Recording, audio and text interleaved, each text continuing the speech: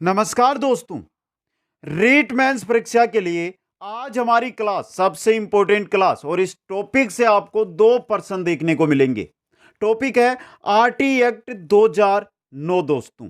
सिर्फ और सिर्फ जो आरटी एक्ट 2009 है उसकी धाराओं और एक जो अनुसूची है उसके बारे में अध्ययन करेंगे। 38 धाराएं, एक एक धारा है उसको हम शॉर्ट के अंदर यहां पर समझेंगे। जो एनसीईआरटी जो हमारी आरबीएसई की किताबों के अंदर जहां कहीं पर भी मैटर इसका मिलता है वो मैटर यहां पर हम लेकर आए हैं एक क्लास के अंदर। कंप्लीट आरटी एक्ट 2009 आपका कंप्लीट हो जाएगा दोस्तों, बहुत ही कम समय में। आपने बहुत लंबी लंबी क्लासें देखी होगी लेकिन इससे बेस्ट आपको कहीं पर भी नहीं मिलेगा दोस्तों। दूसरी बात, ये नोट्स आपको मिलेंगे कुचामन ऑनलाइन क्लासेज ऐप के स्टोर के अंदर।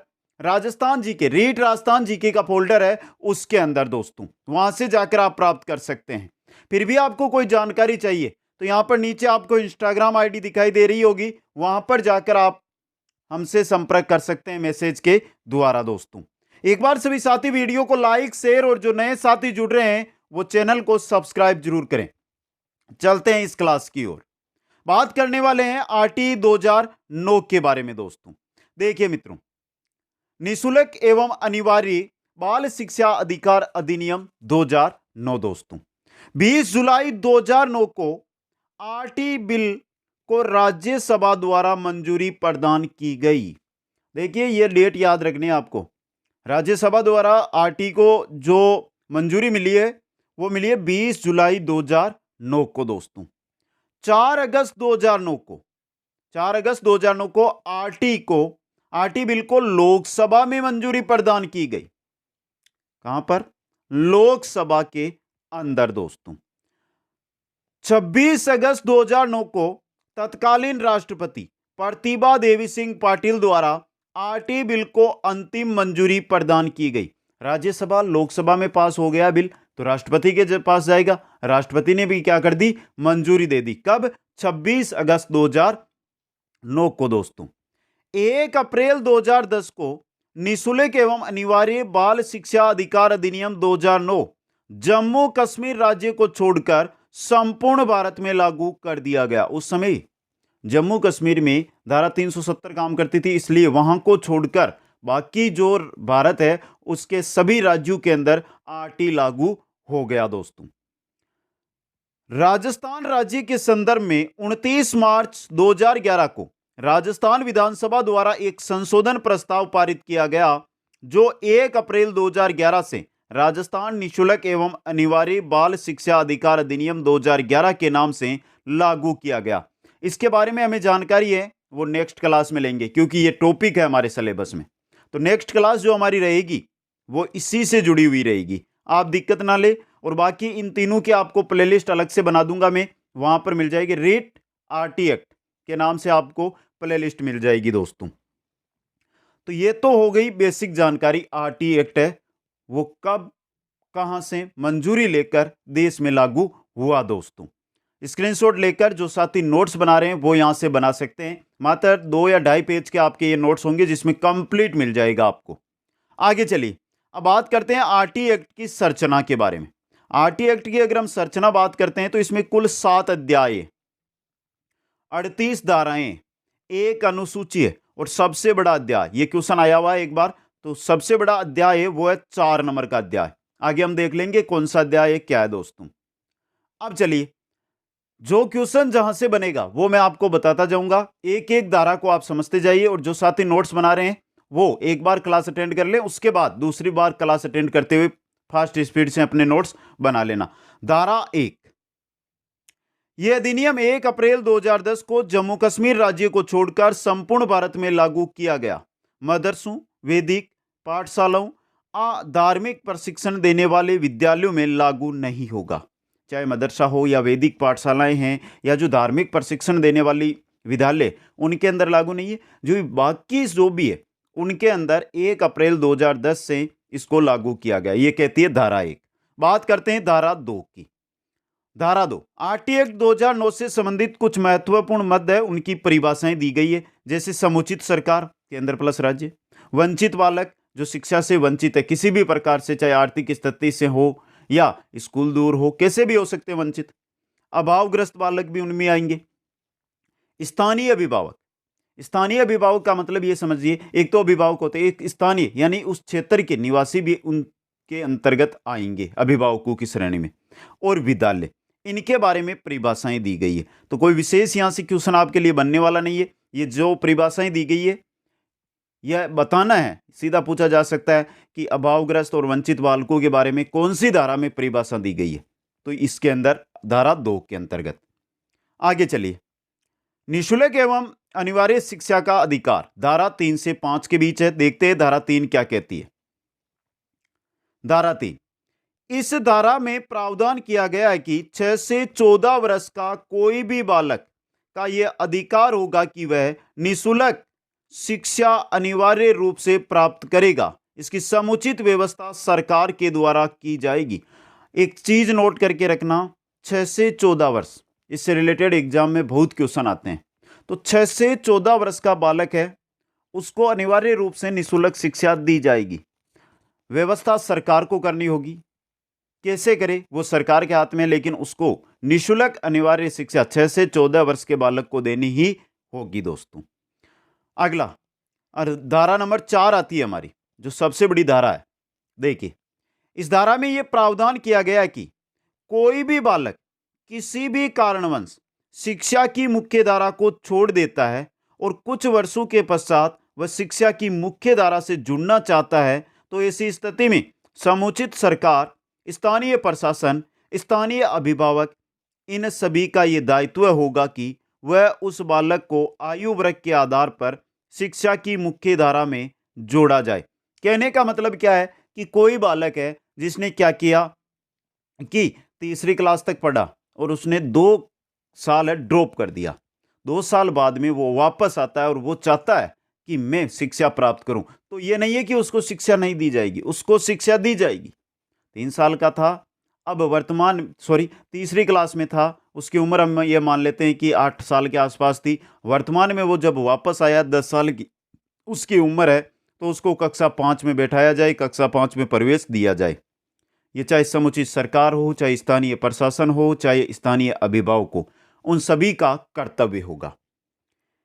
यदि किसी बालक की आयु 10 वर्ष है तो उसे आरटी एक्ट 2009 की धारा 4 के प्रावधानों के अनुसार पुनः कक्षा 5 में बैठाया जाएगा। दोस्तों, यही उदाहरण दिया था मैंने। धारा 4 के प्रावधानों को पूरा करने हेतु शैक्षणिक स्तर के अंतर को कम करने हेतु ब्लॉक खंड स्तर 6 माह का एक ब्रिज कोर्स का आयोजन करवाया जाएगा। ब्रिज कोर्स 6 माह का क्यों कि तीसरी क्लास में उसने स्कूल छोड़ा, 5वीं क्लास में वो प्रवेश ले रहा है, 4थी क्लास मिक्स है, गायब है उसकी, तो इसके लिए ब्रिज कोर्स 6 माह का ब्रिज कोर्स होगा, जिसमें वो 4थी क्लास का भी पूरा का पूरा सिलेबस जो है अटेंड कर लेगा। दोस्तों, यह है धारा 4 आपकी। आगे चलते हैं धारा 5 के अंतर्गत। इस धारा में यह प्रावधान किया गया है कि इसमें कोई भी बालक प्रारंभिक शिक्षा पूर्ण करने के दौरान विद्यालय स्थानांतरण करता है तो विद्यालय स्थानांतरण के साथ साथ बालक के सभी अधिकारों का भी स्थानांतरण किया जाएगा। प्रारंभिक शिक्षा या ये मानकर चलिए जो निःशुल्क शिक्षा है 6 से 14 वर्ष की, वो कोई बालक प्राप्त कर रहा है, किसी कारणवश उसने विद्यालय का स्थानांतरण कर लिया, दूसरे विद्यालय में वो जाना चाहता है, तो विद्यालय स्टाफ की ये जिम्मेदारी होगी कि बालक के सभी जो अधिकार उसको दिए गए इस स्कूल में वो उसके साथ ही दिए जाए। दोस्तों, आगे चलिए मित्रों, समुचित सरकार तथा माता पिता के अधिकार दिए गए हैं 6 से 11 जो धाराएं हैं उनके अंतर्गत। सबसे पहले बात कर लेते हैं धारा 6 विद्यालयों की स्थापना की। यहां से आपको क्वेश्चन है एग्जाम के अंदर मिल सकता है। इस धारा में प्रावधान किया गया है कि समुचित सरकार का यह दायित्व है कि वह समय, स्थान तथा परिस्थितियों के अनुसार विद्यालयों की स्थापना करेगी। समय भी हो, स्थान भी हो और परिस्थितियां, उसके अकॉर्डिंग विद्यालयों की स्थापना होगी। आरटी एक्ट 2009 के प्रावधानों के अनुसार प्रत्येक 1 किलोमीटर से 1.5 किलोमीटर के दायरे में प्राथमिक विद्यालय खोला जाएगा। 2 किलोमीटर से 2.5 किलोमीटर के दायरे में उच्च प्राथमिक विद्यालय खोला जाएगा। यह आरटी एक्ट कहता है, यह कोई सरकार नहीं कहती है। जो आरटी एक्ट आया ना उसकी है दोस्तों ये चीज, और इंपॉर्टेंट बन सकता है यहां से क्वेश्चन आपके लिए। आगे चलते हैं धारा 7 के अंतर्गत। धारा 7 क्या कहती है देखिए। इस धारा में केंद्र और राज्यों का वित्तीय अनुपात दर्शाया गया है। केंद्र और राज्यों का जो वित्तीय अनुपात है ना, वो दर्शाया गया। देखिए, जिसमें केंद्र व राज्य का वित्तीय अनुपात क्रमशः 60:40 है। ये भारत में ही है, लेकिन एक चीज याद रखना, ये भारत में जैसे हम राजस्थान की बात करते हैं, जैसे हम गुजरात की बात करते हैं, जैसे उत्तर प्रदेश की बात करते हैं, जैसे तमिलनाडु की बात करते हैं, जैसे पश्चिम बंगाल की बात करते हैं, जैसे हम अरुणाचल प्रदेश की बात करते हैं, अरुणाचल प्रदेश की बात नहीं करनी, क्योंकि वो आ गया है हमारा पूर्वोत्तर राज्यों में। और पूर्वोत्तर राज्यों के लिए अनुपात है 90:10। केंद्र का 90, राज्य का 10 दोस्तों। बालक बालिकाओं हेतु संपूर्ण भरण पोषण की व्यवस्था करे, ये अलग चीज है। इसके अलावा जो बालक बालिकाएं हैं उनके लिए संपूर्ण जो भरण पोषण है उसकी व्यवस्था भी केंद्र राज्य के द्वारा की जाएगी दोस्तों। आ गया समझ में। धारा 8 है समुचित सरकार के अधिकार व कर्तव्य क्या क्या। जो समुचित सरकार को अधिकार दिए गए हैं, जो कर्तव्य दिए गए हैं, वो बताए गए धारा 8 में। और पढ़ने आप ये है कि इनको पूर्व को पढ़ोगे तो भी क्वेश्चन नहीं मिलेगा, अभी बोल रहा हूं। आगे चलिए धारा 9 में। धारा 9 क्या कहती है। इस धारा में प्रावधान किया गया है कि इसमें समुचित सरकार के अधिकारी वर्ग के अधिकार व कर्तव्य क्या क्या होंगे। समुचित सरकार के जो अधिकारी है उनके क्या अधिकार दिए गए हैं, उनको क्या क्या काम करना है, क्या क्या उनके कर्तव्य, यह बताया गया धारा 9 के अंतर्गत। बात करें धारा 10 की दोस्तों। आरटी एक्ट 2009 के द्वारा इस धारा में प्रावधान किया गया है कि कोई भी स्थानीय अभिभावक 6 से 14 वर्ष के बच्चों को प्राथमिक शिक्षा प्राप्त करने हेतु प्रेरित करे। अर्थात इस धारा में स्थानीय अभिभावकों के अधिकार और कर्तव्यों का उल्लेख किया गया है। धारा 10 में है जो स्थानीय अभिभावक है उनके अधिकार, उनके कर्तव्य दोस्त। समझ गए। आगे चलिए बात करते हैं धारा 11 की दोस्तों। इस धारा में प्रावधान किया गया कि समुचित सरकार का दायित्व है कि वह 0 से 6 वर्ष के बालक बालिकों की व्यवस्था सरकार द्वारा की जाएगी। 0 से 6 वर्ष का कोई बालक है तो उसके शिक्षा की व्यवस्था सरकार के द्वारा की जाएगी दोस्तों। यह धारा 11 आपकी। बात करें धारा 12 की। हम आरटी एक्ट 2009 की इस धारा के अनुसार यह प्रावधान किया गया कि सभी निजी शिक्षण संस्थानों को अपने विद्यालय के कक्षा प्रथम के कुल छात्र संख्या का 25% सीटों का निर्धन वर्ग के उन बच्चों के लिए आरक्षित रखा जाएगा जिनके अभिभावकों की वार्षिक आय 2.5 लाख से कम हो। ये 2.5 लाख बढ़ती रहती है दोस्तों, लेकिन हम आरटी एक्ट 2009 पढ़ रहे हैं, उस समय की बात है, वो कंप्लीट कर रहे हैं यहां पे। धारा 12 ये कहती है, साफ शब्दों में ये कहती है कि कोई भी निजी विद्यालय अगर उसकी कक्षा प्रथम में जो बालक प्रवेश ले रहे हैं उनमें से 25% सीटें उन बालकों के लिए होगी जिनकी वार्षिक आय, परिवार की वार्षिक आय, अभिभावकों की वार्षिक आय 2 लाख से कम है दोस्तों। इसमें प्रावधान किया गया है कि एक बार आरक्षण का लाभ छोड़ देने पर उन्हें दोबारा आरक्षण प्रदान नहीं किया जाएगा। अगर किसी बालक ने एक बार आरक्षण लिया, उसको छोड़ दिया, तो उसको फिर वो आरक्षण का लाभ नहीं मिलेगा दोस्तों। यह है धारा 12। आगे चलते धारा 13 की ओर। धारा 13 क्या कहती है। इस धारा में प्रावधान किया गया कि प्रवेश के समय बालक से किसी प्रकार का शिक्षण शुल्क या प्रवेश शुल्क नहीं लिया जाएगा। आरटी एक्ट धारा 13 ये कहती है कि जब बालक प्रवेश ले रहा है तो उससे किसी भी प्रकार का आप शिक्षण शुल्क या जो प्रवेश शुल्क हम देखते हैं ना प्राइवेट स्कूल में, वो नहीं ले सकते। धारा 14 प्रवेश के समय बालक से किसी भी प्रकार के दस्तावेजों की मांग नहीं की जाएगी। जब बालक कक्षा प्रथम में प्रवेश ले रहा है तो उससे आप दस्तावेज है वो नहीं मांगे दोस्तों, आरटी एक्ट कहता है। धारा 15 यह प्रावधान किया गया है कि बालक के प्रवेश की अंतिम तिथि 30 सितंबर होगी, किंतु फिर भी वह बालक संपूर्ण वर्ष के दौरान कभी भी प्रवेश प्राप्त कर सकता है। यह एक तिथि रखी गई है कि 30 सितंबर तक बालक को प्रवेश लेना होगा, लेकिन कभी भी ले सकता है पूरे साल के अंदर दोस्तों। यह है धारा 15। आगे चलते हैं धारा 16 की ओर। धारा 16 क्या कहती है। इसमें प्रावधान किया गया है कि प्रारंभिक शिक्षा पूर्ण होने पर बालक का किसी भी स्तर तक ठहराव या अवरोध नहीं किया जाएगा। किसी बालक ने अगर प्रारंभिक शिक्षा पूर्ण कर ली तो आप उसको आगे पढ़ने से किसी भी प्रकार से रोक नहीं सकते। कौन? चाहे अधिकारी हो, चाहे विद्यालय हो। दोस्तों, धारा 17, इस धारा में प्रावधान किया गया है कि बालक का शारीरिक शोषण नहीं किया जाएगा। किसी भी प्रकार से शारीरिक शोषण नहीं किया जा सकता एक बालक का। समझ गए आप?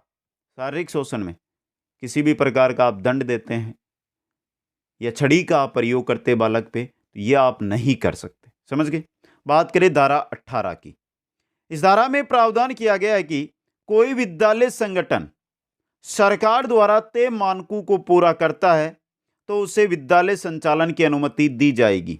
देखिए, धारा 18 और 19 दोनों जुड़ी हुई है, तो इनको एक साथ देखिए। 18 क्या कहता है? 18 ये कहता है कि विद्यालय ना, वो सरकार के द्वारा जो मानक दिए गए तय मानक है उनको पूरा कर रहा है तो उसको अनुमति दी जाएगी। धारा 19 ये कहती है कि कोई भी विद्यालय संगठन समुचित सरकार के परिवर्तित मानकों को पूरा नहीं करता है तो उच्च विद्यालय को उस विद्यालय संगठन की मान्यता रद्द कर दी जाएगी। उस विद्यालय संगठन की क्या कर दी जाएगी? मान्यता रद्द कर दी जाएगी। 18 और 19 आपस में जुड़े हुए हैं दोस्तों। आगे चलिए बात करते हैं धारा 20 की। हम धारा 20 क्या कहती है? इस धारा में प्रावधान किया गया है कि समुचित सरकार का यह अधिकार प्राप्त है, समुचित सरकार को यह अधिकार प्राप्त है कि वह विद्यालय स्थापना के लिए तय किए गए मानकों में परिवर्तन कर सकती है। एक विद्यालय की स्थापना के लिए जो मानक है उनमें समुचित सरकार परिवर्तन कर सकती है, नया जोड़ सकती है, उनमें से हटा सकती है। धारा 21 की अगर हम बात करते हैं, इस धारा में प्रावधान किया गया है कि प्रत्येक विद्यालय को विद्यालयों का प्रबंधन तथा नियंत्रण करने हेतु स्थानीय अभिभावकों को सम्मिलित करते हुए विद्यालय प्रबंधन समिति का गठन किया जाएगा। ये हमारे सिलेबस में हमने पूरी जानकारी इसके बारे में ले ली है, शैक्षिक परिदृश्य में, पता है ना। विद्यालय प्रबंधन समिति एसएमसी के बारे में पढ़ा है हमने, वही चीज है दोस्तों ये, जिसके अंदर स्थानीय अभिभावकों को भी शामिल किया जाएगा। दोस्तों, ये धारा 21 बताती है, याद कर लेना, इंपॉर्टेंट चीज है, क्योंकि शैक्षिक परिदृश्य में अलग से इस चीज को जोड़ा गया तो सीधी धारा भी पूछी जा सकती है इसकी। आगे चलते हैं धारा 22 की ओर। और एक बार कमेंट करके जरूर बता दें सभी साथी, क्लास आपको कैसी लग रही है। अगर पसंद आ रही है तो नीचे लाइक का बटन दिया गया है, सभी साथी लाइक जरूर कर दें।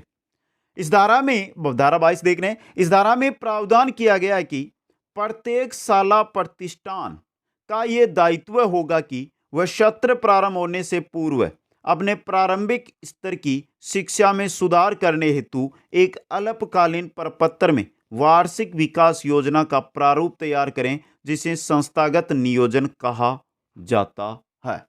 सीधी बात, धारा 22 ये कहती है कि जैसे ही हमारा सत्र प्रारंभ हो रहा है और सत्र प्रारंभ हो उसमें उस समय प्रारंभिक जो स्तर है शिक्षा का, उसके लिए एक प्रपत्र तैयार किया जाए जिसमें पूरे साल आप शिक्षा में क्या सुधार करोगे, आप बच्चों को क्या शिक्षा दोगे, उसके बारे में जानकारी दी जाए। उसी को कहते हैं संस्थागत नियोजन। सीधा क्वेश्चन आ सकता है, संस्थागत नियोजन क्या है? अभी बोल रहा हूं, संस्थागत नियोजन क्या है, सीधा आ सकता है दोस्तों। या संस्थागत नियोजन के बारे में किस धारा में उल्लेख किया गया है? धारा 22 में। धारा 23, इस धारा में यह प्रावधान किया गया है कि शिक्षकों की योग्यता व अयोग्यता क्या होगी। शिक्षकों की योग्यता अयोग्यता के बारे में कौन सी धारा बताती है? धारा 23 बताती है दोस्तों। आगे चलिए, आगे आ रही है हमारी धारा 24। देखिए, शिक्षकों के दायित्व का उल्लेख किया गया है कि प्रत्येक शिक्षक को आदर्श व नैतिक चरित्र वाला होना चाहिए। शिक्षक कैसा हो, शिक्षक के क्या दायित्व हैं, शिक्षक का चरित्र कैसा हो, इन सभी के बारे में धारा 24 के बारे में धारा 24 में जानकारी दी गई है दोस्तों।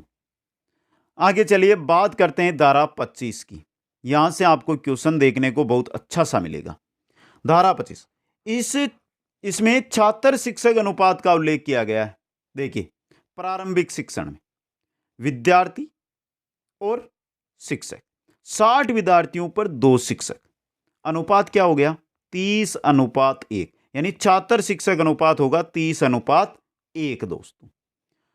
61 से 90 पर 3 शिक्षक, 91 से 120 पर 4 शिक्षक, 121 से 150 अगर छात्र है 121 से 150 के मध्य तो 5 शिक्षक प्लस 1 प्रधानाचार्य। और सीधा क्वेश्चन आता है, वो आएगा प्रधानाचार्य की स्थापना प्रारंभिक शिक्षा में कितने बालकों पर की जाती? 150 से 121 से 150 पर। तो छात्र शिक्षक अनुपात 30:1 हो गया।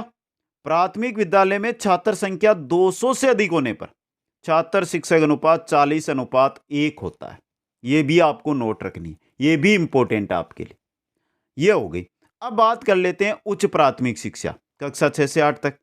विद्यार्थी शिक्षक अनुपात दिया गया 35:1 दोस्तों। आ गया समझ में? यहां पे यह है धारा 25 आपकी। आगे चलिए बात करते हैं धारा 26 की। आरटी एक्ट 2009 की इस धारा में यह प्रावधान किया गया है कि किसी भी विद्यालय में 10% से अधिक शिक्षकों के पद खाली नहीं होने चाहिए। अगर किसी विद्यालय के अंदर मानकर हम चलते हैं कि 10 शिक्षक है, समझे, 10 शिक्षकों की जगह है वहां पे, समझे आप, 300 या 350 बालक है वहां पे, 400 बालक है वहां पे, तो वहां पर यह नहीं है 10%, 10 का 10%, एक शिक्षक का तो पद खाली हो सकता है, लेकिन 2 का पद खाली नहीं हो सकता। वहां पर 9 शिक्षक होने ही जरूरी है। वैसे तो पूरे 10 हो तो अच्छा अध्ययन होगा, लेकिन 9 तो होने ही जरूरी है दोस्तों, समझे।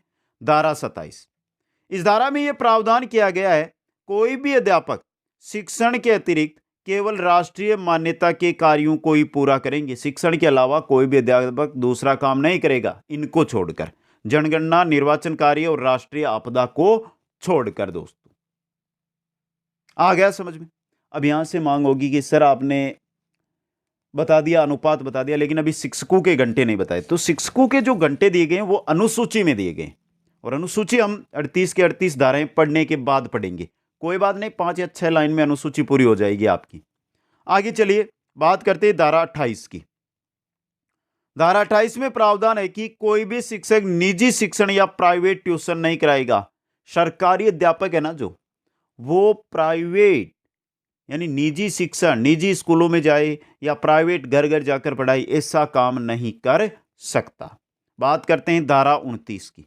इसमें यह प्रावधान किया गया है कि, ध्यान से पढ़ना, धारा 29 इंपॉर्टेंट है, पाठ्यक्रम निर्माणकर्ताओं के अधिकार एवं कर्तव्यों का उल्लेख किया गया है और बताया गया है कि इन सभी व्यक्तियों को इस बात का ध्यान रखा जाना चाहिए कि पाठ्यक्रम में ऐसी कोई वस्तु शामिल न हो जो समाज, जाति, धर्म आदि से समाहित हो। धारा 29 कहती है कि जो पाठ्यक्रम है और पाठ्यक्रम बनाने वाले निर्माण करता है, उनके बारे में क्या कहती है कि आप पाठ्यक्रम का निर्माण कर रहे हैं तो उसमें चाहे कोई समाज हो, चाहे कोई जाति हो, चाहे कोई धर्म हो, उनसे जुड़ी हुई कोई चीज शामिल न की जाए। समझ गए? यह है धारा 29। बात करें धारा 30 की। धारा 30 यह प्रावधान है कि इस प्राथमिक शिक्षा को पूर्ण करने तक किसी भी प्रकार की बोर्ड परीक्षाओं का आयोजन नहीं किया जाएगा। जब तक बालक की प्राथमिक शिक्षाएं पूर्ण होती है कक्षा 8 तक, तब तक कोई बोर्ड का आयोजन ना किया जाए दोस्तों। यह है धारा 30, इंपॉर्टेंट रह सकती है धारा 30 भी। आगे चलिए बात करते हैं बालकों के अधिकार का संरक्षण, धारा 31 से 34 के मध्य। सबसे पहले उठाते हैं धारा 31 को हम। बाल अधिकार के हनन के संबंध में शिकायत की प्राप्ति का उल्लेख किया गया है। अगर बाल अधिकारों का हनन हो रहा है कहीं पर तो उसकी शिकायत कहां पर की जाए, उसके बारे में। धारा 32 इसमें प्रावधान है कि धारा 31 के तहत प्राप्त शिकायत, जो यहां से शिकायत की है और वो शिकायत जहां पर प्राप्त हुई है, तो देखिए धारा 31 के तहत जो प्राप्त शिकायत पत्र है उसके सत्यापन तथा निरीक्षण हेतु उच्च अधिकारी तक पहुंचाया जाए। कोई शिकायत आई है, समझे आप, ब्लॉक शिक्षा अधिकारी के पास कोई शिकायत आ गई, उसकी जांच करनी है, उसका सत्यापन करना है क्या झूठी है या सच है। अगर है तो उसकी जांच की जाए उसके लिए उसको आगे भेजना होता है। समझ गए आप? आगे भेजना होगा। आगे चलिए, आगे धारा 33 क्या कहती है? धारा 33 कहती है कि इसमें यह प्रावधान किया गया कि आरटी एक्ट के नियमों में संशोधन करने हेतु तथा इससे संबंधित समस्याओं का समाधान करने हेतु केंद्र स्तर पर एक केंद्रीय सलाहकार परिषद का गठन किया जाएगा। अगर जो आरटीई है हमारा, इसमें कुछ संशोधन करना है, समझे आप, या कोई समस्या इसमें आएगी तो उसका समाधान करना है, तो उनके लिए एक केंद्रीय सलाहकार परिषद का गठन केंद्र स्तर पर किया जाएगा। यहां पर बात हो गई, सर राज्य की क्या करें? राज्य की आगे बात करेंगे। ये रहा धारा 34 हमारी। राज्य स्तर पर राज्य सलाहकार परिषद का गठन किया जाएगा। केंद्र पर केंद्रीय सलाहकार परिषद, राज्य पर राज्य सलाहकार परिषद, जिसका मुख्य कार्य आरटी एक्ट के नियमों में संशोधन करने हेतु केंद्रीय सलाहकार परिषद को समय समय पर सलाह देना चाहिए। राज्य सलाहकार परिषद क्या करेगी? ये केंद्रीय सलाहकार परिषद को सलाह देगी। किसके बारे में? आरटी एक्ट के बारे में। कुछ नया जोड़ना, कुछ हटाना या कुछ परिवर्तन करना। समझ गए? बात करते हैं धारा 35 की। इस धारा में बताया गया कि अधिनियम को लागू करने के संबंध में अधिकारियों को निर्देश देने का पूरा अधिकार होगा। अधिनियम को जहां भी लागू होगा वहां पर अधिकारी निर्देश देंगे, उसके बारे में। आगे चलते हैं धारा 36 की ओर। धारा 36 क्या कहती है? इस धारा में प्रावधान है कि कोई भी कर्मचारी किसी प्रकार का गलत व्यवहार करता है तो उसके संबंध में शिकायत दर्ज की जाए।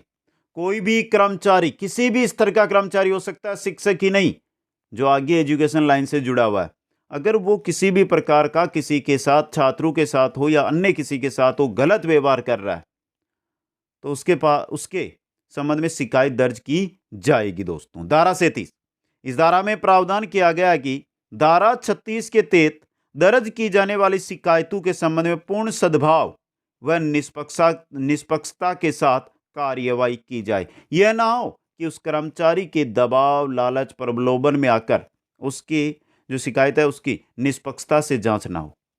धारा 37 कहती है कि निष्पक्षता से जांच होनी चाहिए। दोस्तों, बचती है धारा 38, हमारी अंतिम धारा।